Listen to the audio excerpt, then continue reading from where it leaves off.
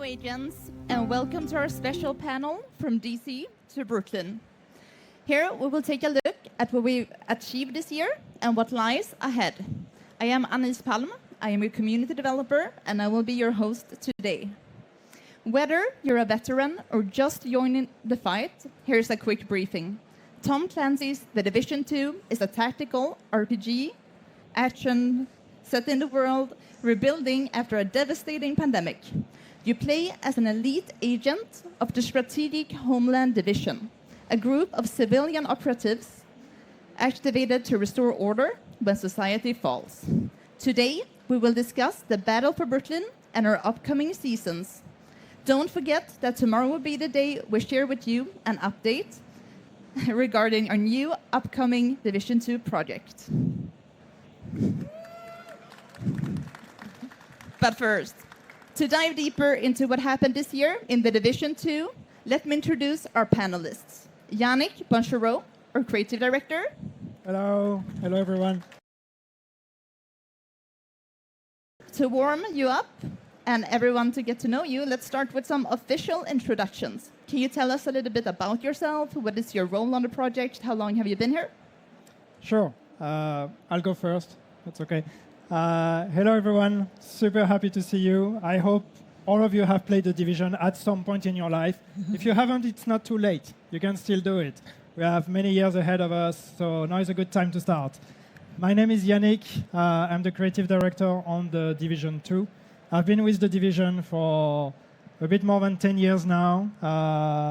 Was just talking with you earlier, and you've been here since the beginning with us. Thank you.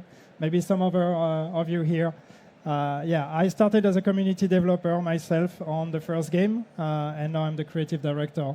And what that means for us on The Division 2 and on a live game, especially as creative director, is my role is to try to give an overall vision to the team on where do we want the game to go, what do we want to implement into the game, what experiences do we want to create for you, and then try to help guide the team in building the best experiences and the best game we can make. So from community developer to creative director. Maybe that's the next step? Yeah, well, that's a career path for you right there. Yeah, we'll see. Andrea, what about you? Well, hello again. I'm super happy to be here and super nervous. So, not everybody's like Yannick. You're going to do fine. Don't worry. Don't worry. Yeah. So I've been in the industry for 9 years or such. And I've started out as an artist at Ubisoft Romania, and then I've worked on multiple titles, including Ghost Recon Breakpoint, Rainbow Six Extraction, and for the last 4 years, I've been working on the Division 2, and for the last 3-ish as an art director for the Division 2 Live. And my job as an art director is basically to take the creative vision, the big creative vision, and transform it into art pillars. And then I work closely with the art team, but the other teams as well. And I make sure that everybody, builds towards the same purpose, towards the same visual goals and the same experiences we want for the players. Nice, Andrea. Thank you. Yannick, you mentioned that you've been here since the beginning. What to you makes the Division so unique? Well, there's many things. I almost want to ask you in the room what makes the Division unique. But I think to me, it's there's something very special when you take a game like The Division that can offer experiences that are, an online RPG co-op experience that is about loot, that is about gear, that is about challenges and all these kind of things. But putting that into a world that is authentic, that is relatable to everyone, that are streets that we know, that is a world that we know partially, at least transformed, but still based on reality. Managing to marry those two things together allows us to create an experience that I believe is truly unique and allows everyone to find something they like into it. You can like the world, you can like the mechanics, you can like the story. There's a lot of things that The Division has to offer. It's a game that does a lot of things And I think everybody gets to find something in particular that they like. Same question to you, Andrea, but let's focus on your expertise in art. So what in the art direction DNA do you find unique about the division? Well, I think first and foremost is recreating the real places. We take pride in recreating one-to-one the cities, in this case, Brooklyn. And of course, integrating landmarks and iconic locations of those cities is a big part of this, and it's super important. Being anchored in reality, and last but not least, the richness and detail that we put into the world, because all this layering of stories, I hope you've experienced this whenever you stop at the corner of a street and look around. There are a lot of small things to notice, small stories to see there, and I think all these together make the world the main character of the game. Yeah, it's a very beautiful game, and working with community, I get to not only experience it in the game, but also through the photo mode that we have this whole like subcategory of communities. Yes. So if you haven't checked those out, check them out. It's beautiful shots. But of course, the best thing about the Division, it's the players, right? It's all of you people, even those who haven't played yet, you don't know yet, but you're probably a fan of the Division too. So this is the number one thing, even better than the game itself. For sure. Thank you for these answers. Now, The Division 2 released almost 7 years ago, but this year has been quite a year with a new DLC, Battle for Brooklyn, that came almost 5 years after the Warlords of New York. Yannick, what inspired the return to Brooklyn? Well, we wanted to bring a new piece of world to the game. We set out to do a DLC. We really were inspired by the idea of how do we make this world even bigger? How can we create new streets, new places to explore? As you said, it had been 5 years, or by the time Brooklyn came out, it's been 5 years since the last expansion. So we really wanted people to get back to the thrill of discovering new things, being surprised again. So we wanted a new place, and we started thinking about where could we go? What would be an interesting location for us to do? We knew we wanted to stay within New York and Washington, D.C., because we felt like there was still a lot of stories to tell and still a lot of things unexplored there. So we explored around those spaces. We looked at a lot of different areas. But then somehow almost, magically, someone just threw out the idea of like, what about Brooklyn?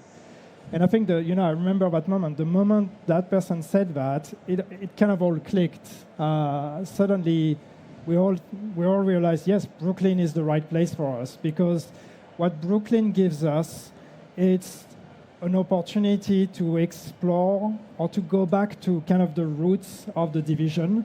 It's almost a love letter to the Division 1. As a reminder, this is where your experience started on the Division 1, you remember. And so being able to re-explore that, to bring all those elements of kind of all those references, that nostalgia, all those places that people may remember from the first game, but then add a whole layer of transformation on top of it. Like tell a new story. What happened to Brooklyn? What is different? What are the things, the stories, the events that people who live in those places have been going through? So putting those things together made the place the best candidate for us, and the overall thematic actually for the DLC itself, which is this mix, this marriage of the old, the references, the nostalgia, and the transformation, and the new, and the world of the Division 2. So those two together made it like just a no-brainer decision. Yeah, both new and returning players have found that setting and story inviting and have already experienced it. And many legacy players see that nostalgic, side to it and loves it. So I have to say, mission accomplished. Andrea, when you're recreating a real place like Brooklyn and then transforming it, what goes into that process creatively, just both for you and your team? Like, how do you research and what do you do? Well, that's a great question, because since the world is super important to the game, we wanted to do it justice, and we wanted to really understand the city, not just mimic something that's there. So of course we had to do a lot of research, and the research started with watching loads of videos, taking virtual tours, watching urban photography, street photography, but also looking into the history of the city, its architecture, to basically understand why it looks the way it looks, and to basically help us transform it further. Even so, for example, the two name zones that we have, they originate from the Division 1 area, but they're more than that. We have, for example, Brooklyn Heights, that's a former residential area, and then Dumbo, that's a former industrial area, and that has helped us focus more the stories we want to tell to those specific types of places. Cool. We're seeing a lot from the community doing like comparison shots with real places, and we actually had a very atmospheric video with Brooklyn locations, and that was the best performing asset from the community team. So we're seeing a lot of love for your work here. I think it's one of the best things is just watching people explore those streets and seeing the care that was put into recreating them, into building, putting a lot of details, and again references to the history or references to other things, and even some people from Brooklyn looking at the streets be like, hey, I recognize that street, I recognize that house. I think it's always super gratifying for us and for the work the art team does. Yeah. So this time, Brooklyn is in autumn. So visually, it's a big change. But there's also something nostalgic here for the Division 1 players who has been, walking the streets before. Can you talk about how you approached creating a Brooklyn that is both familiar and fresh? Well, creatively, we knew we wanted to go to Brooklyn. We knew we wanted to do autumn, and then we had a big picture of the story, and then having all these ingredients, we start asking ourselves, what's happening here? What is happening? What's the best place?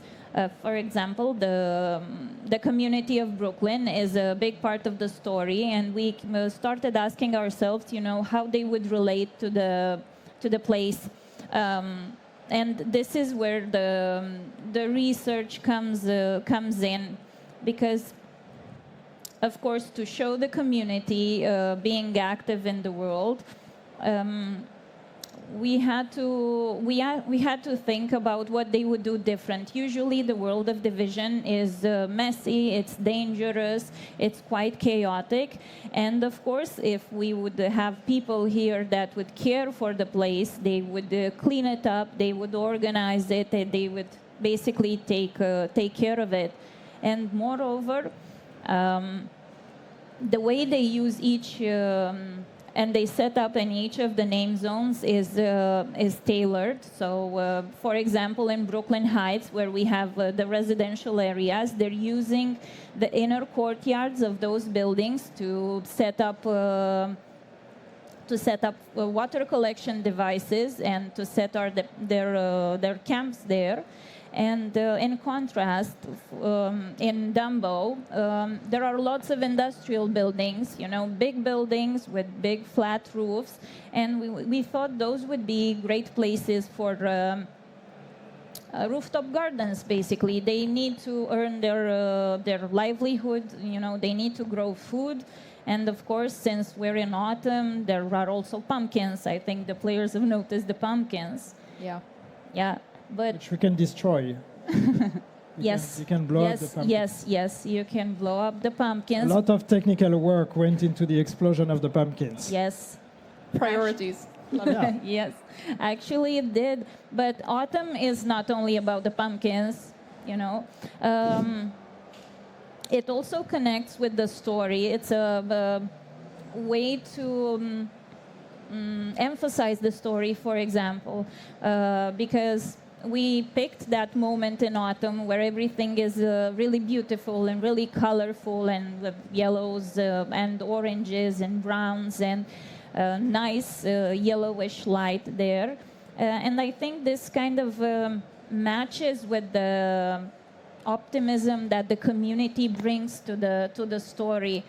And of course, autumn isn't all about nice weather. It's also rainy and can be also dark, and that connects to the other part of the story with the threat that comes in to Brooklyn.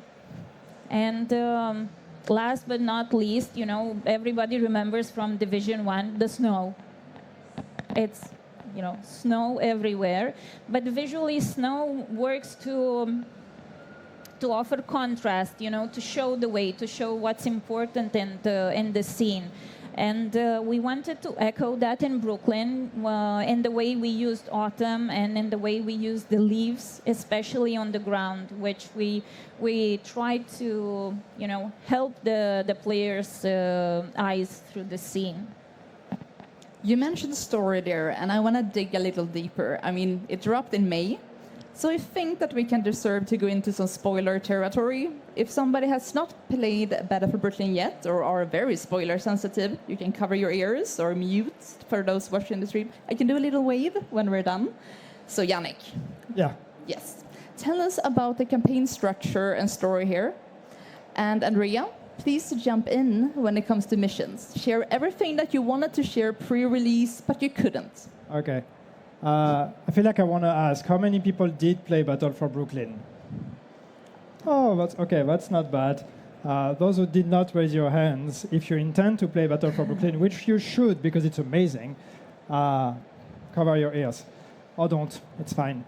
But yeah, so going into story a bit here, when we built Battle for Brooklyn, we decided to make to approach a couple things a bit differently.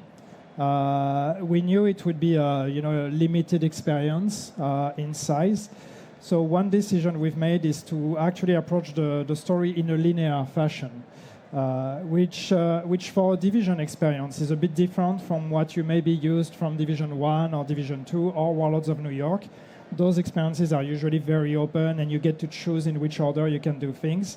And for Brooklyn, we thought, okay, what if we try to do it in a different way? What if we actually dictate the order in which you do the missions and everything? And there's a few benefits doing that for this kind of experiences, but in particular, it gives us the control over the pacing and over what do you experience when. So it allows us to create moments in the story, like surprises and ups and downs and all of that. So it allowed us to try to create an experience that was a bit more focused and something that's a bit more directed.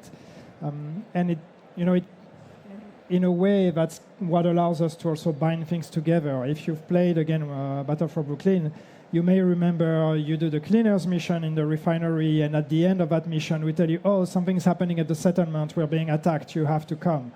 You finish the mission, you teleport, you come back to the settlement, and then you find the settlement actually being attacked by the Rikers. This is something that we can only do because we know you're going to be doing the cleaners mission first, and then we know you're going to go to the settlement. So creating those moments is what was enabled by this idea of creating a linear story. Another thing that we wanted to do, which I think came as a surprise to some of our most active players, was to, in a way, disconnect the story of Battle for Brooklyn from the seasons. And I know a lot of people were expecting, the seasons are building up to Battle for Brooklyn, and it's all going to conclude there. And that's not exactly what we had in mind, because one thing we wanted for sure is to make Battle for Brooklyn as inviting as possible for everyone. We wanted everybody to be able to jump in, no matter if they have played Division 1, Division 2, the seasons. We wanted them to still understand what is happening and not feel intimidated by the idea of, oh, that's a 6-year-old game. I need to catch up with all the story before I do that. So we wanted to have something that was fairly disconnected, isolated. So you go there, we try to give you everything we can give you so you understand the story, you have all the elements you need. But then we still want that to actually be part of the bigger picture. So we do still create references in the story, in the collectibles, to things that have happened in the main storyline of the seasons. And of course, if you finish the DLC, you also know that at the end of the DLC, we've kind of dropped one final element that reconnects it to the greater plot and the greater story. So it's all again about trying to respect this, the history and the new as well with our players. So respecting the time and the investment that people have put into following the story that we've been telling along those years, but also being welcoming to new players and to people that haven't been following all of that, still feeling welcomed and invited to that place. And what can you share us about working on the missions? Well, another thing that we do different in Battle for Brooklyn with regards to the main missions is the fact that they're not in the open world. The player has to travel there. So because of this, we really wanted to, for each of the missions, to have its own atmosphere that works together with the story. And of course, each of the moods are dangerous in a way, but in a different, in their own unique way. So, for example, at the refinery, we wanted to connect the atmosphere with the story there. You're traveling basically to the place where the Greek fire is being made. And, that's a chemical compound that's dangerous, and the time of day and the atmosphere kind of reflect that. It's yellowish, it's toxic, and we wanted all the industrial elements that those aren't pristine, they aren't new, they're kind of dirty, and together with the sky to kind of feel oppressing and icky in a way. And then for the art museum, for the Rikers mission, here it's a trap, and it's a trap because it looks sunny, it's very colorful, but once you get close to the museum, you can see all the defenses that the Rikers have put up. There's the turret as well that you have to dodge. And then inside the museum, we know that the Rikers, they usually write messages on the walls, and they're an irreverent bunch of people. And we started thinking, well, what would they do if they set up camp in an art museum? What would their ideas about art be? So that's what helped us to, build this mission. And last but not least, here is the big spoiler. Yes, the army terminal. Here the mission starts with a lot of devastation from the hurricane, but everything is supposed to be kind of mysterious. You don't really know what's gonna be there, and we've built at least 2 moments of surprise in the mission. One would be when you first discover as a player that the Black Tusk are there. And the last is in the final beat when you really understand what's happening. Yes, the Zeppelin. But we wanted to... It's a Zeppelin? Have you played the DLC, Yannick? No, what are we talking about? I don't know. But we wanted to breadcrumb this. It's not didn't just want to do, big surprise. We have the cables. So the cables are this wire that kind of telegraphs the player that something is going to happen. And I think in general, we also want to reward the players that are coming back. So first, when you play the missions, when you play the DLC, there's the big level of understanding. But then when you come back and you look around, there are extra details, extra moments for the players to discover. Cool. Okay, thumbs up. Spoilers We're done with over, spoilers. past. Okay. Change to another picture maybe before. Yeah. I mean, they could still see. They watch the Yeah, stream. that's true. And if you enjoy these You photos, mentioned this. they are from a recent art blast that we put up on social. So it's our very talented artists who put this together. Yes. So, besides the release of Battle for Brooklyn, seasons are still ongoing in the Division 2, with their season Crossroads currently coming to an end. Yannick, what can you tell us about this upcoming season coming in September? Well, we get the music introduction. That's perfect. Perfect. No, so yes, we are about to enter a new season. It's our second season. It's hard to focus. So the second season of the year, and that season is called the Pact. So now we can change. And so what this is about, without going into full story here, you will have to discover it as you play the season. But we find out that there is the beginning of an agreement between the factions. They've been fighting against us. We've been fighting against them for all this time. We've been obviously most of the time winning and defeating them. I hope you can still hear me. Can you still hear me? Yeah? Okay. I can't hear myself, so I don't know what I'm saying. The factions have been, we've been pushing them all the time. So now they're tired of losing, and they've decided to band together. So they are about to actually form a pact and an alliance and unite against us, which obviously we cannot let happen. One faction at a time is a thing. All factions together against the division is a big danger. So this is what this season is going to be about. It's about going back into the streets of Washington, D.C., and preventing that from happening.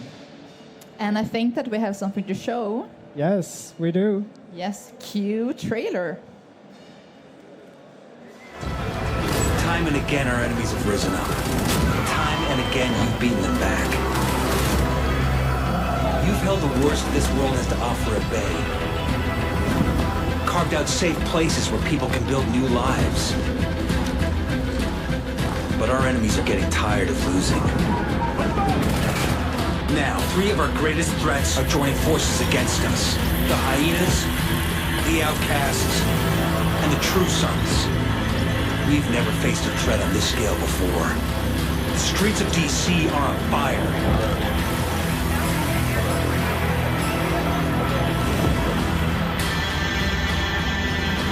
You have to stop them.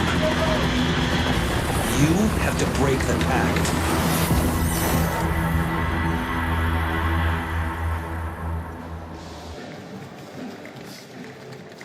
You have to break the pact.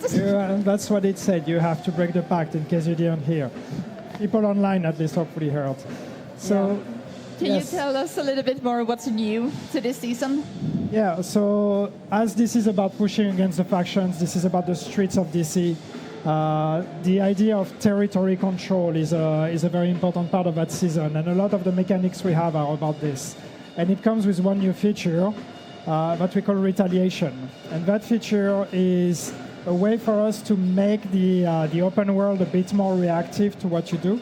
So as you fight the factions, as you push against the factions, in the world or outside of the world in the main missions, you're going to be basically building a bit of a negative reputation against the factions. And once you fill out a gauge for each of those factions, you're going to trigger a retaliation event, which means one of these factions is going to take over a name zone, or attempt to take over a name zone, and it becomes your job to go there and prevent it from happening. So a timer begins, and you're going to be operating under time pressure to try to go to that place and regain control of the name zone before the enemy faction does. If you do, congratulations, you will be rewarded. If you don't, you will also be rewarded, just not as much. You're always rewarded. And in terms of reward, one thing we're doing is, with this feature, we're bringing a new reward scheme, which is going to be exotic blueprints and materials that are going to be allowing people to craft exotic items, to target specific exotic items. So if you're missing one item, if you've been chasing one item, this will be the way to actually predictably work towards obtaining it. So it's more fun in the open world, it's a more living and reactive open world, and great rewards at the end of it. Yes, and the PTS test was last weekend, so players have already started trying out Retaliation. We gathered a bunch of feedback, and the devs are currently looking at it, fine-tuning and making it perfect for everybody in the hands soon. Andrea, something else that players can experience this season are new events. We have a Halloween event coming up. Can you share how you made that spooky-ness perfect? Yes, a bit, only a bit. So we've been doing seasonal events for a while, but just this spring we started exploring a bit with visuals, and the Easter event with the bunny ears and all. And right now we're working on the Halloween event. More pumpkins, yeah, more pumpkins. No? What? More pumpkins, Halloween event. Pumpkins. Yes, but different pumpkins. Different pumpkins. Yes. Sorry, I wasn't hearing you. Will you be able to break them this time? I will note that down. I will note that question down. Some and we'll ideas, see. just, Yes. Yes. But no, jokes aside, Halloween is super fun, and we're prepping for something that's a bit creepy but interesting. But I'm not gonna share too much about this, but just gonna invite everybody to tune in and play when we're launching it later this year. Yeah, I'm a horror lover. I love Halloween, so I'm excited to see what you have cooked up. And, as usual, the new seasons will come with new global, active, passive, and hostile modifiers. And we will go through everything in detail on the launch stream the day before launch. That's September 8th, so tune into this stream. Yannick, is there anything you can tell us about the seasons coming next? Okay, I'm not going to tell you too much because there's a whole season you have to play before we reach the one after that. But what I can tell you is, can I give the name? Huh? Am I allowed to give the name of the season? Sure. Thank you. The next season after... The next season after next, is that how you say? Is called Mutiny. What does that mean? What is this about? You will have to play the upcoming season to find out what comes after. But one thing that I can tell you is that with this one, we're exploring with new gameplay toys and new things to do. And one thing that will come as under the form of the modifier of this season is that you will be able to play with a companion NPC fighting alongside you. So that's going to be a lot of fun and a new way to approach the game for that season. And I'm very excited to be able to share more about that in the future. Perfect, Devil. That's what I wanted to know. I'm very excited for this season. And it will be coming early December until March. Yes. And in March, what will happen then? Well, in March, I mean, if you've been playing The Division, you know that in March, it's an important month for us. It's anniversary month. It's going to be 7 years of The Division 2, but more importantly, 10 years of The Division. So obviously, that's a date that we need to celebrate. So more on that soon. Also, it's going to be 11 years of me working on The Division, but that's not about me, but also an anniversary. But more importantly, 10 years since the release of The Division. So expect surprises and a big celebration. Yes. And the new season will come with new opportunities for our community to interact with us. That's new content, more regular appointments with live stream, and also additional ways to get insights and talk directly to the dev team. More about this tomorrow. Yannick, speaking about the community. Now with the Lexington being back in stretch goals, will we see this weapon more often? Yes. Yes. I mean, I don't know, maybe everybody will have the Lexington by the end of the Stretch Goals event. If you don't play the game, you have no idea what we're talking about, but that's okay. But Lexington, super cool gun, everybody wants it. It's coming back, it's available on the live game right now, but in general, when we do these kind of cool items, it's not an intention for us to just make it a one-time thing and then nobody else can get it again. We want to make sure that on special occasions we bring it back. There's been such a strong demand for the Lexington. It's really become a fan favorite. It's my main weapon as well. Same. So yeah, we brought it back, and you can expect in the future these kind of items will always come back one way or another. Yes. So to everyone watching, thank you for your continued passion and trust. The Division 2 continues to thrive for this community. Guys, did you hear that it might be snowing tomorrow? I heard something about snow. I don't know, I just heard music. So. Yeah. Well, don't forget to join Yes. tomorrow.